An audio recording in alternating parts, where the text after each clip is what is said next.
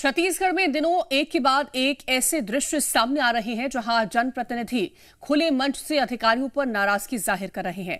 कहीं सांसद अधिकारी को सस्पेंड करने की बात कहते हैं तो कहीं विधानसभा अध्यक्ष प्रोटोकॉल पर सवाल उठा रहे हैं। कहीं राज्यपाल अवैध उत्खनन पर सख्त निर्देश दे रहे हैं तो कहीं अधिकारियों और जनप्रतिनिधियों के बीच टकराव हड़ताल तक पहुंच रहा है।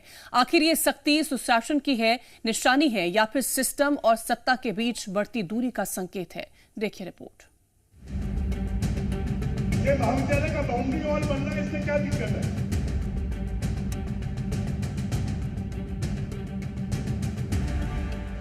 सुशासन तिहार का मंच, जनता की समस्याएं और मंच से रायपुर सांसद बृजमोहन अग्रवाल का सख्त संदेश। कुलेश्वर महादेव शासकीय महाविद्यालय की बाउंड्री वॉल मामले में लापरवाही पर सांसद भड़क उठे। शिविर से नदारत रेंजर को लेकर उन्होंने तत्काल निलंबन की अनुशंसा कर दी और साफ कहा, जनता के काम में लापरवाही किसी भी कीमत पर बर्दाश्त नहीं की जाएगी। इतना ही नहीं, सभी विभागों को 7 दिन के अंदर आवेदनों का निराकरण करने की चेतावनी भी दे दी। कुलेश्वर महादेव शासकीय महाविद्यालय है, ये महाविद्यालय का बाउंड्री वॉल बनना है, इसमें क्या दिक्कत है? क्यों फॉरेस्ट वाले आपत्ति लगाते हैं? बताओ। बोल रहे वो फॉरेस्ट का जमीन है, बाउंड्री नहीं बन सकता, कॉलेज बन गया है, क्यों नहीं बन रहा? और नहीं तो फॉरेस्ट से फार्मेट वायर लगा के कैंपा मत से कोई भी मत से वृक्षारोपण मत से उसमें बाउंड्री बना दो। कहाँ है मौविया? क्यों मौविया क्यों नहीं आया? रेंजर क्यों नहीं आया? रेंजर होना चाहिए ना यहाँ पर, क्यों नहीं आया? 100 का नोटिस जारी करो या सस्पेंड करो उसको, सस्पेंड करो। क्यों नहीं आया यहाँ पर? क्या सस्पेंड करिए उसको। इस बयान ने नया विवाद भी खड़ा कर दिया। पूर्व मुख्यमंत्री भूपेश बघेल ने कहा, सांसद को किसी अधिकारी को निलंबित करने का अधिकार नहीं। बघेल ने तंज कसते हुए कहा, मंत्री और विधायक खुद अधिकारियों से लड़ रहे हैं तो कार्रवाई करेगा कौन? इस पर सरकार की ओर से मंत्री श्याम बिहारी जायसवाल ने सफाई दी। उन्होंने कहा, जनप्रतिनिधि निलंबित नहीं करते बल्कि कार्रवाई की अनुशंसा करते हैं और बृजमोहन अग्रवाल जैसे वरिष्ठ नेता की बात पर संबंधित विभाग निश्चित रूप से संज्ञान लेगा। मंत्री यदि अपने विभाग के या मुख्यमंत्री किसी विभाग के अधिकारी को निलंबित करने का आदेश दे तो माना जाता है, लेकिन कोई सांसद निलंबित करने का आदेश दे तो उसको तो अधिकार ही नहीं है। लेकिन वो भूल गए हैं कि वो मंत्री नहीं है।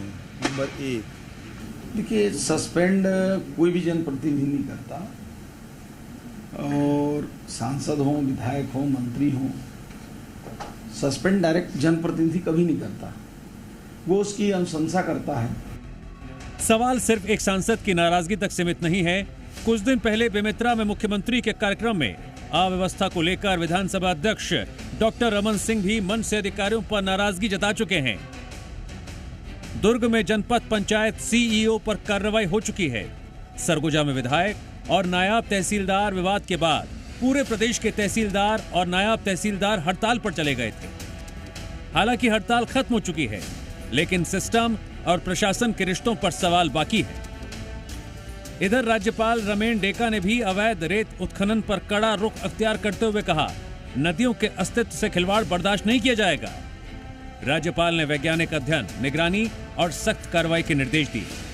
यानी सरकार से लेकर राज्यपाल और जनप्रतिनिधियों तक हर स्तर पर जवाबदेही की मांग तेज हो गई है।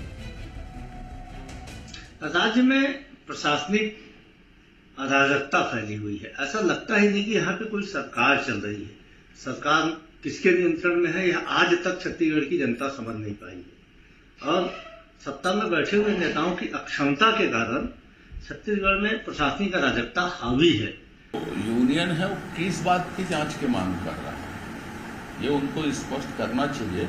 हटा देना, कार्रवाई की मांग करना, ये एक अलग विषय है, पर घटना घट क्यों रही उसको जांच करना एक अलग विषय है। सांसद की नाराजगी, विधानसभा अध्यक्ष की नसीहत, राज्यपाल की सख्ती और अधिकारियों की हड़ताल, ये तमाम घटनाएं एक ही सवाल की तरफ इशारा करती हैं। क्या छत्तीसगढ़ में प्रशासनिक व्यवस्था को और ज्यादा जवाबदेह बनाने की कोशिश हो रही है, या फिर सत्ता और सिस्टम के बीच बढ़ता टकराव अब खुलकर सामने आने लगा है? फिलहाल बहस जारी है और जवाब का इंतजार भी। ब्यूरो रिपोर्ट, जी मीडिया।